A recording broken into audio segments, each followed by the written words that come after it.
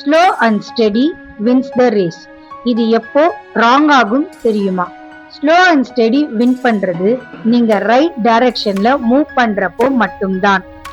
Wrong டைரக்ஷன்ல கன்சிஸ்டன்டா இருந்தா நீங்க கோல்ல இருந்து இன்னும் தூரம் போயிடுவீங்க, அதுவும் ஸ்லோவாவே. நான் இதை என் ஓன் கண்டென்ட் ஜேர்னில தான் கத்துக்கிட்டேன். கன்சிஸ்டன்டா போஸ்ட் பண்ணிட்டே இருந்தேன், ஆனா டைரக்ஷன் கரெக்டா இல்ல. எஃபர்ட் இருந்தது, ரிசல்ட் இல்ல.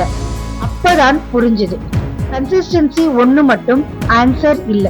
அதனால அடுத்த தடவை நீங்க கன்சிஸ்டன்டா இருக்கும்போது கன்சிஸ்டன்சியோட டைரக்ஷனையும் செக் பண்ணுங்க. எஃபர்ட் மட்டும் போதாது, ரைட் டைரக்ஷன்ல எஃபர்ட் தான் வின் பண்ணும். இது போன்ற மோட்டிவேஷனல் வீடியோஸ்க்கு விதை தமிழா மோட்டிவேஷனல் சேனலை சப்ஸ்கிரைப் பண்ணி லைக் அண்ட் ஷேர் பண்ணிக்கோங்க.